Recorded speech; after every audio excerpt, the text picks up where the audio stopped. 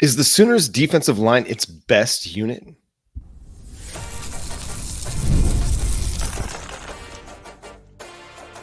You are Locked On Sooners, your daily podcast on the Oklahoma Sooners. Part of the Locked On Podcast Network, your team every day. What's up, Sooner Nation? Welcome to Locked On Sooners, and thank you for making Locked On Sooners your first listen every single day. Shout out to all the everydayers out there. Tune in and subscribe wherever you get your podcast. Today's episode is brought to you by FanDuel. You can start the season with a big return on FanDuel. New customers can place a $5 bet, and you'll get started with $150 in bonus bets. If you win your first $5 bet, visit FanDuel.com to get started. He's Jay Smith. I'm John Williams. The Oklahoma Sooners defensive line continues to show out. It did again against Maine on Saturday, and that continues a trend that we've seen for much of this season, that Oklahoma's defensive line is on track to be one of the best in the nation. Yeah, and it's actually, it's even cool that it's one of the best that we've had at Oklahoma for a while. The one thing that we know that we were going to need to have is trench play in order to survive the SEC. Unfortunately, we dealt with all the injuries on offense, but on the defensive side of the ball, Brent Venables, Ty Bates, Miguel Chavis, all of them, Zach Alley, that front seven, they have, to me, knocked it out of the park. We're one of the best run defenses in the country. And now we got to do is build up the secondary and get them just to go to the next level of greatness. But even better with that defensive line, we got a lot of young bulls that we're going to be hearing their name a lot over the next few years. They're going to be players that will play at least 3 years. If we're lucky, they'll stick around for a fourth. But for the most part, there's a good chance that these guys will be balling out as, freshmen and sophomores or redshirt freshmen and sophomores going forward. I mean, with Jayden Jackson, he started, since day one, and he's been very, very effective. And then David Stone, highest grade true freshman, last week, he went in there and got his first sack of his career. Kind of wished it was against South Carolina. I feel bad for him. He just missed it by an inch. But getting this sack in this game, man, I know that was definitely a dream come true. Yeah, you've seen the development. You've seen them be able to get transfer portal additions like a Dejon Terry to supplement what they've done on the recruiting trail. And now we're seeing the recruiting trail really take hold.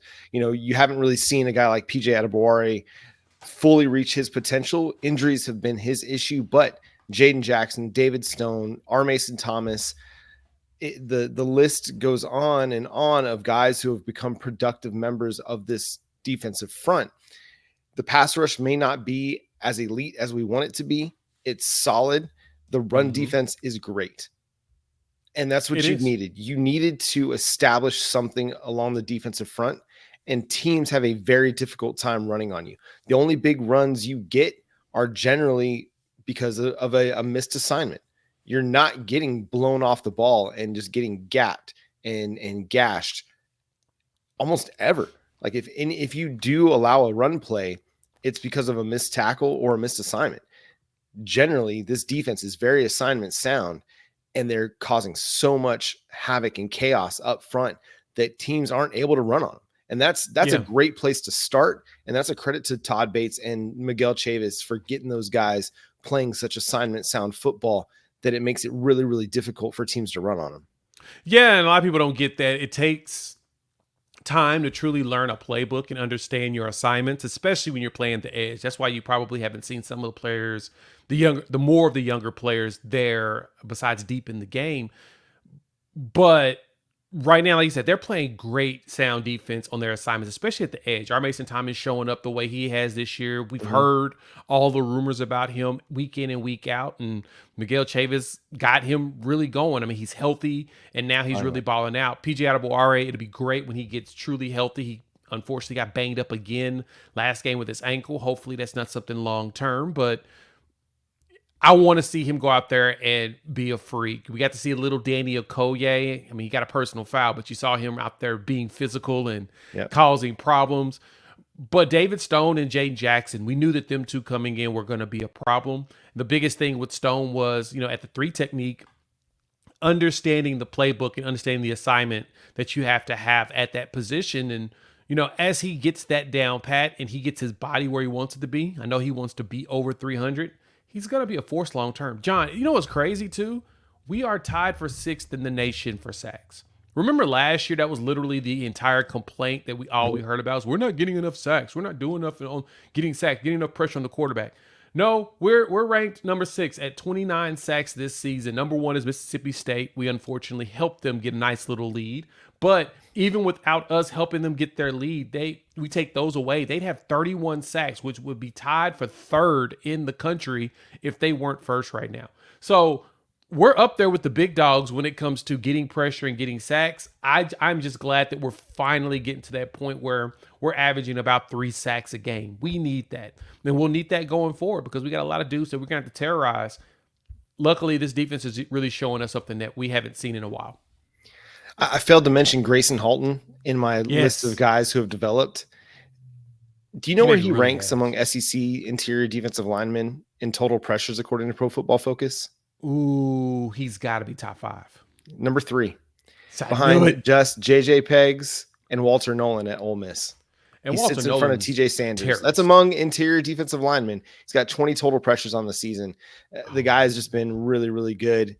His Pro Football Focus grade among interior defensive linemen is number 6, and that's including guys who have played far fewer snaps than him. So, dude, that's a guy right there that you have to be ecstatic for because all the talk, even the 2 years that he's been here, has just been about getting David Stone, right? Yeah. Improving the interior defensive line. And he's just kept his head down. He's continued to work and had good off seasons, good spring games, but hadn't quite materialized it on the football field. Well, this year he's having his breakout season, not just from a production standpoint, but also just from an effort standpoint. He's turned a lot of heads in Sooner Nation just for the way that he plays the game. He's becoming a fan favorite in that respect. And so that's an exciting development too, because, and I think I might've mentioned it on a show recently where you look at the defensive line and a lot of these guys are going to be back. I mean, you're going to lose Ethan Downs, you're going to lose Trace Ford, and you're going to lose Caden Woolard, but everybody else is coming back. Yeah. And that's really exciting. It is. It is. And even when you talk about that, between Walter Nolan and like Grayson Halton, Walter Nolan has about 261 snaps where he's, getting to on the pass. Grayson Halton's played in 163. So he's like 100 less, and he's not very far away when it comes to the amount of pressures or hurries, at least out there. He's doing a darn good job of, and he's shown that improvement. He's shown the improvement that we've been wanting to see. And then having 3 sacks this season, all that does is just going to help his stock going forward. Next season is going to be fun. Him and Stone rotating, Jayden Jackson rotating. You'll start seeing even more of the young guys in Nigel Smith. Like the list is going to go on with all the players that we're going to have to be able to contribute over the next 2 seasons. And so 2025 is really shaping up to be a year where the Sooners can be a force, especially when you start going a little bit further back into the front 7. And again, that's what we've needed in order to be effective in the SEC. You got to have some sort of a defense. I pointed this out last show. When it comes to ranking and total defenses and stuff, Pick 6 previews have put that together. And all the teams we've lost to are all top 15 in defense. And we're right up there with them at number 15. So that tells you, if you want to survive, you got to have a competent offense at least too. But the defenses you're going against and you're playing has to be elite if you want to survive in the SEC.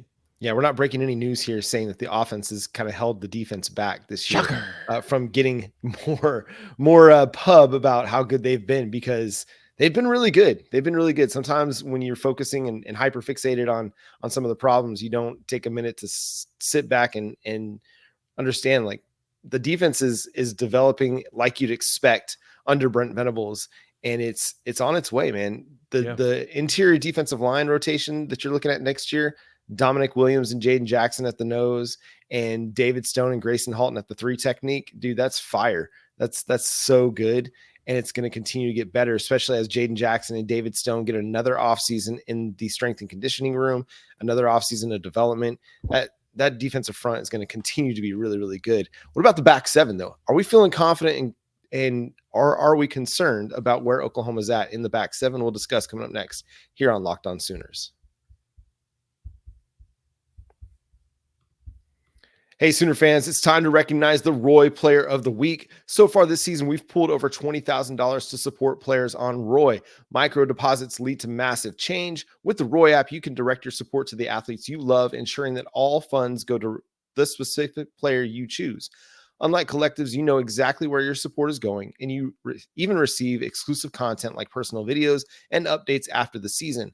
The best part, it's risk-free. If the athlete transfers or doesn't deliver the content, you get your money back. This week, we're supporting Javante Barnes. We pitched in $100, and we'd love for you to join us. Even $10 makes a difference. Let's show Javante Barnes the love and keep him connected to our school. Remember, pay today, celebrate tomorrow. Your support sets your team up for success. Plus, don't miss out on Roy's exciting giveaway. Win 2 tickets to a game in November. Just download Roy, create an account, and enter referral code Locked On, and you're entered. Already on Roy, any contribution to an athlete's campaign also gets you entered automatically. No purchase necessary. Void where prohibited. Download Roy now and join the NIL game with no subscriptions and no fees. And be sure to check us out on Instagram, Facebook, and X at Roy_return-on-you for more info. Roy, support the players, change the game. Get ready to tackle NFL action with FanDuel, America's #1 sports book. Because right now, new customers can bet $5 and get $150 in bonus bets if you win your bet. The FanDuel Sports app gives you everything you need in place, like live bets on NFL, all in one place. And we talk about college football here. Oklahoma sitting here as a plus 1.5 now against Missouri on the road. So the spread is moving in the Sooners' favor because it looks like a lot of bets are coming in. So if you get the hunch in the middle of the game, you can check out latest stats, view live play-by-play, and so much more on the same page where you place your bet. So just visit FanDuel.com to join today. You'll start with $150 in bonus bets if you win your first $5 bet. That's FanDuel.com. Never waste a hunch and make every moment more with FanDuel, an official sports bets partner of the NFL. The Oklahoma Sooners defensive front looks really, really good. The linebacker crew looks really, really good. Secondary needs a little bit of work. So, Jay, Tweaking. After this game against Maine, I think it was easy to kind of see some of the issues. I think it was just a focus thing. It was a game time got moved up. You were playing a vastly inferior opponent, and there wasn't great crowd energy. And so I think some of it was just you just weren't totally locked in from the jump. Right. And I think that's probably where Brent Venables was most disappointed, as he expressed in his post-game press conference. So how are you feeling about the secondary, the linebacker crew, as we, are now through 9 games of the season, getting ready for Missouri? Where does that stand with you? I'm satisfied.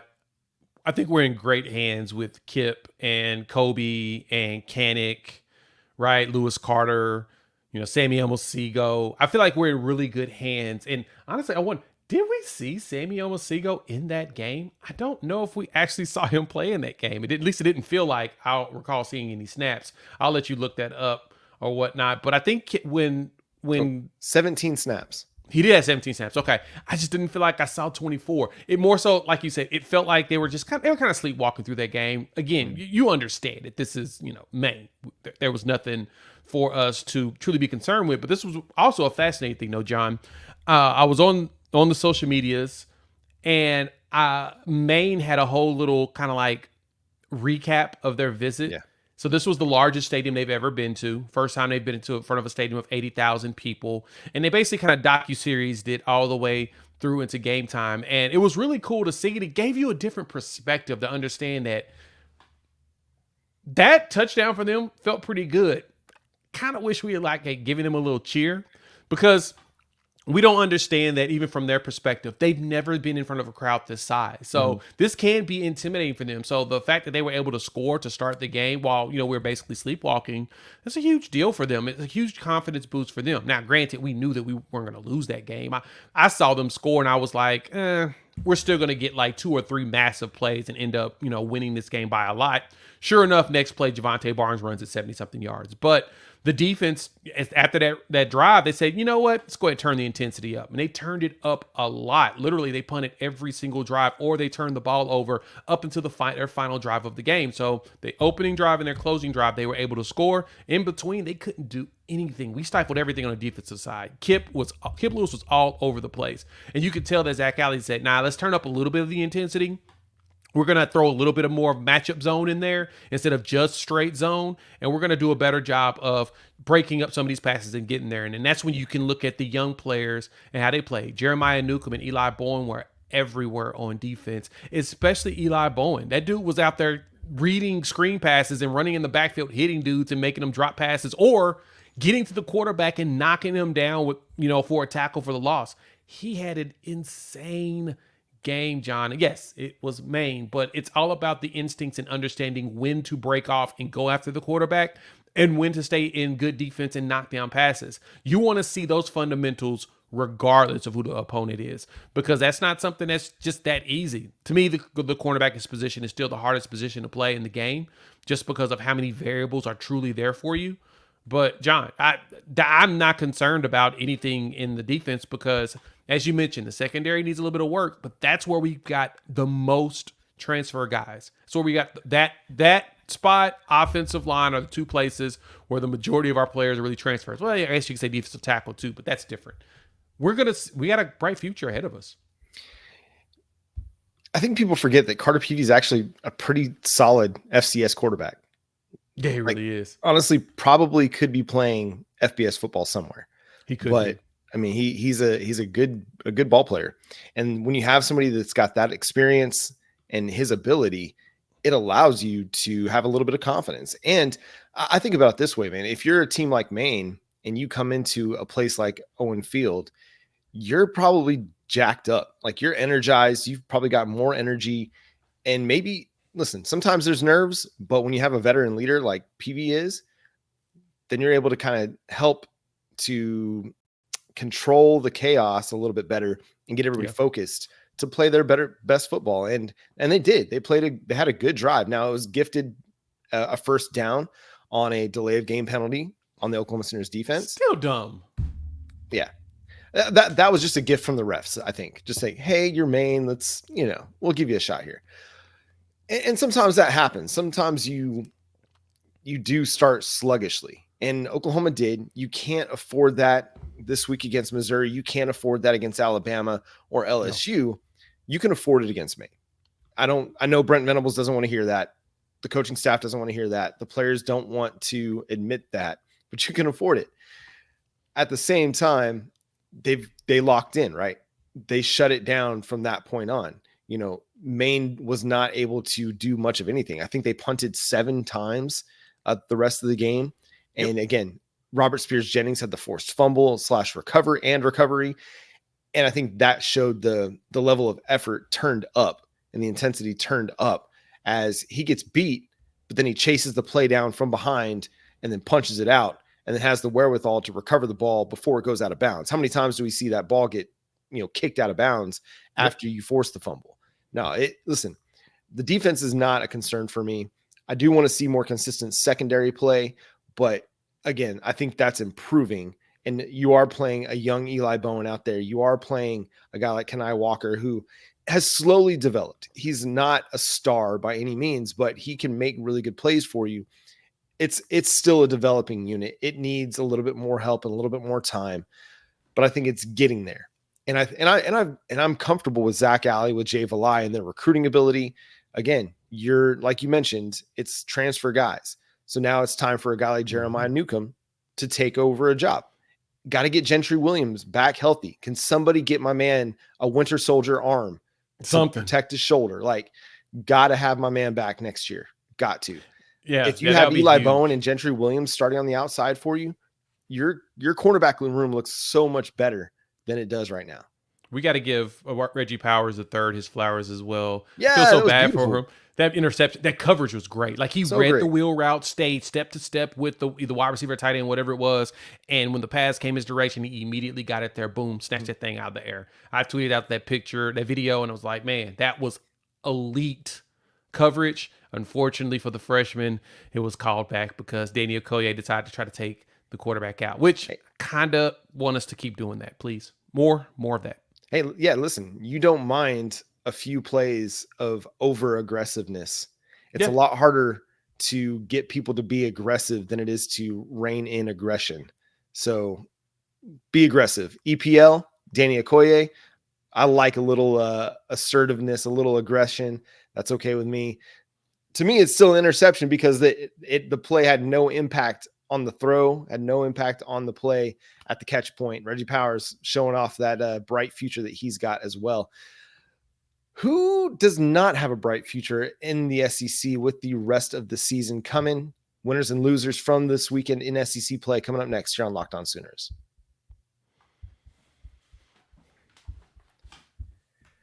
ZBiotics pre-alcohol prebiotic drink is the world's first genetically engineered probiotic. It was invented by PhD scientists to tackle rough mornings after drinking. Here's how it works. When you drink, alcohol gets converted into a toxic byproduct in the gut. It's this byproduct, not dehydration, that's to blame for your rough next day. Pre-alcohol produces an enzyme to break this byproduct down, Just remember to make ZBiotics your first drink of the night. Drink responsibly, and you'll feel your best tomorrow. Give pre-alcohol a try. You drink it before you go out, and you're going to be on top of your game the next day for the best results. You got to make it your first drink of the night. Pace yourself, hydrate, and get a good night's sleep, and wake up feeling refreshed and ready to take on the day. So go to zbiotics.com/lockedoncollege to learn more and get 15% off your first order when you use Locked On College at checkout. ZBiotics is backed with 100% money back guarantee. So if you're unsatisfied for any reason, they'll refund your money, no questions asked. Remember to head to zbiotics.com/lockedoncollege and use code LockedOnCollege at checkout for 15% off.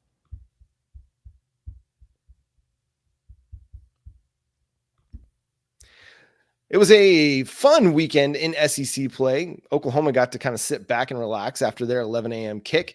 Jay, who was one of your winners of the weekend in SEC play? South Carolina, man. At home, they're 5-3. I remember coming into the season, the question was Shane Beamer going to keep his job?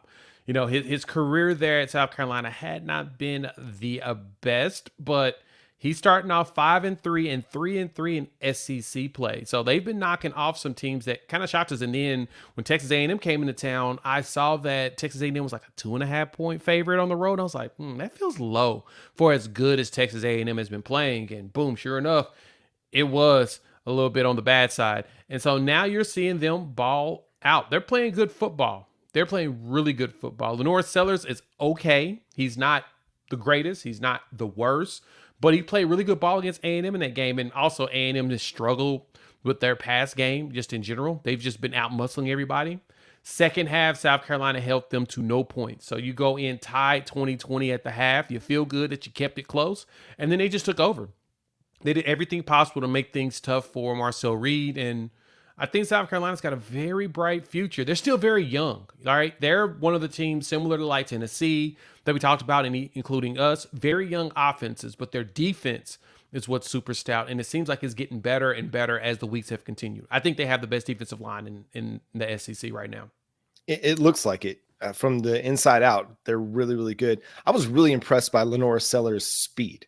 It really kind of surprised me. I know he's a big dude, and I know he can break tackles and he can get, through people, but he ran away from some folks in that game, and I was very, very impressed by that. South Carolina had 2 losses to Alabama and LSU by a combined 5 points. Just a play here, a play there. They could be 7-1. Had the blowout loss to Ole Miss, where they got beat 27-3 at home. And obviously that's a disappointing result for them. But this is a really, really good football team with a bright, bright future.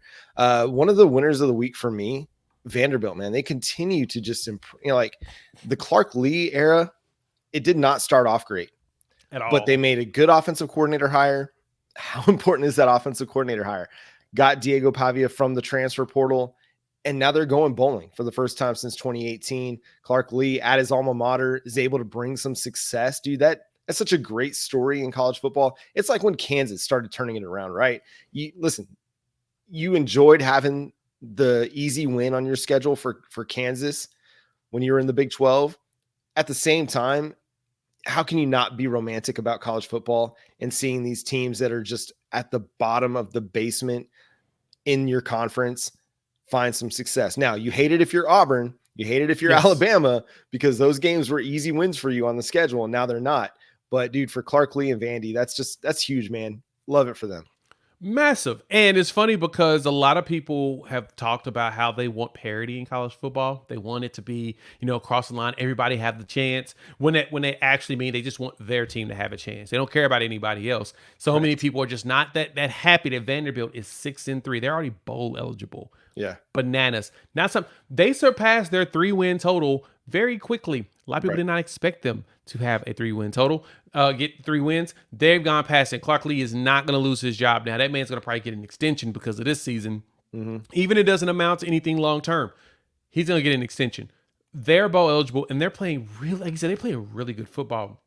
I don't know how many years Diego Pavia have left in his career. I think he is a redshirt senior now? I think he is. Let me verify really quick. Do it on the Google machine while we're sitting here.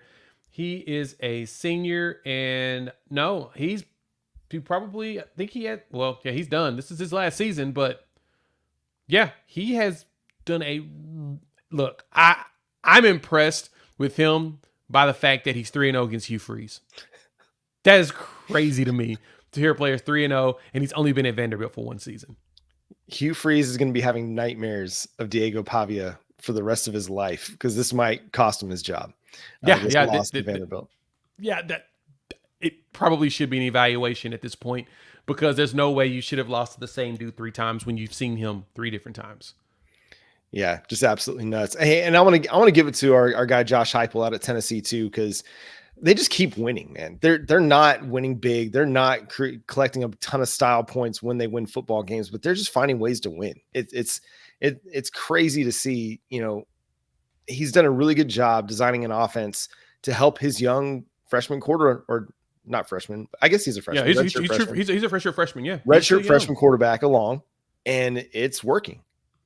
It is. It really is. And Nico had one of his better outputs in this game. He threw for 292 yards, 1 touchdown, but he hasn't put up very many stats on the offensive side. It's all been Dylan Sampson, who's at 142 yards rushing in that game. You don't get a lot of output in the pass game, and it's all because the quarterback's young. I said this before the season started. Nico is young, and that was kind of one of the things I thought was beneficial for Oklahoma when we faced them. Is their offense is young and they're very dependent on their run game. I mean, technically, you get those 2 turnovers and you actually score with them or don't give them right back, you might win that game. Mm-hmm. Nico's going to need time to develop, but he's going to be a problem long term. Like, he has the throws that you can make, but he's a redshirt freshman. I didn't expect him to go out there and just light up college football year 1. I expect him to be effective. And overall, he has been. He's been consistent in his play. He just hasn't been like elite, like everyone believed he would be. He's still young. Nico Yamaliava's got time. He's going to go out there and ball. And the longer he's in Josh Heupel's system, the more of a pain in the butt he's going to be. Going to Knoxville next season, it's not going to be fun playing against Tennessee at all. It's going to be a challenge. Yeah. I need to know why we're not getting more Dylan Sampson Heisman talk. The guy's got 19 touchdowns this season. Yeah, he needs to be. I think it's because he hasn't cracked 1,000 yards yet, but still, he probably needs to be in conversation with. It's a lot. Like, if we're putting Ashton Janty in it, like, we need to consider putting Dylan Sampson in the conversation because he has been their offense for this season against SEC competition, against an NC State team in the ACC. Like, he's played really good ball all year long for a team that's right there on the cusp of being a top 5 football team in the nation. All right, loser of the week, Jay. Florida. They gave it to Georgia, and then they lost their starting quarterback in DJ Lagway. Yep. That hurts. That hurts. I was going to give Billy Napier a little honorable mention there for making that competitive. I was thinking about that as well. Right. I was thinking about that, but yeah, you go into the half up 13-6. Yeah. That is crazy to me. I did not expect Florida to go out there and fight like that. But then when Lagway goes down, in which we don't know how long he's down, supposedly I saw a tweet go out that the injury isn't as bad as they expected. So Billy Napier is pretty confident they'll get him back this season. Mm-hmm. You had a chance of upsetting Georgia at your big neutral site game, the world's largest outdoor cocktail party, or whatever they call it now. They had to change it, adult beverage event or something like that. But I digress. Never. You had a good chance of doing something, and all you needed was a competent offense. And unfortunately, in the second half, your offense couldn't be competent because you lost Lagway, who was really terrorizing that Georgia defense. Like, he showed that Georgia defense is not they're not impenetrable. He was out there cooking. Got to give it to the true freshman for that. So to me, they're one of them, and of course, the other one, has to be. I mean, besides Auburn, it's got to be Arkansas. Like, what the heck was that? 35-10 at the half, and you've been balling. Like, you beat Tennessee at home. You were in Fayetteville. You were playing good ball at the crib. And then instead of it being 34-10 like it was against LSU, instead it's 35-10 at the half, and you lose 63-31. Yeah. Lane Kiffin and Jackson Dart, they were on one. They had something they wanted to prove in that game. I think the way that some of these games have gone for them, playing close games, the close loss to LSU, being down at halftime against Oklahoma, I think they flipped the switch a little bit, and that's going to be a scary team the rest of the way. And they've got to get all the brownie points, all of the style points the rest of the way to try and find themselves in a playoff spot. But yeah, that was crazy. I'm going to go with Texas A&M as my loser of the week, man. You had every opportunity to prove that you were the top dog in the SEC, the number one contender for the SEC title. And listen, you're still in really good shape to go win the SEC, to make the college football playoff and be a national title contender. But that was not it. That performance against South Carolina was not what you were hoping for. And listen, that's going to happen when you've got a young, inexperienced quarterback like Marcel Reed, and the offense just isn't able to find it. But if you can't find more consistent offense than that, it doesn't matter how good your defense is. It doesn't matter how good you run the ball. When South Carolina or a team like Ole Miss or a team like Georgia can get you into obvious passing situations, it's going to be your downfall. So yeah, just a good opportunity after a big win the week before to cement yourself, and it just kind of falls flat. But that's the SEC this year. The SEC has been bonkers just like that. Alabama beats Georgia, and then the very next week they go and lose to Vandy. So nobody knows anything about anything this season, and who knows what the SEC title game is going to look like at the end of the year. Cannot wait to find out. The SEC title race is going to be a frenetic. That's one of my favorite words this year. Frenetic. Finish in college football. And that's going to do it for today's episode of Locked On Sooners. Thanks so much for tuning in, being a part of the show. Subscribe to the show wherever you get your podcasts. We're free and available on all podcast platforms and on YouTube. So hit that notification bell and that subscribe button over there to let you know when new episodes drop. Follow Jay at Unfair Sports. Also check out his channel, Unfair Sports, on YouTube as well. Follow me at John 9 Williams. You can read my work covering the Sooners over at SoonersWire.com. But until next time, he's Jay Smith. I'm John Williams. Boomer. Sooner.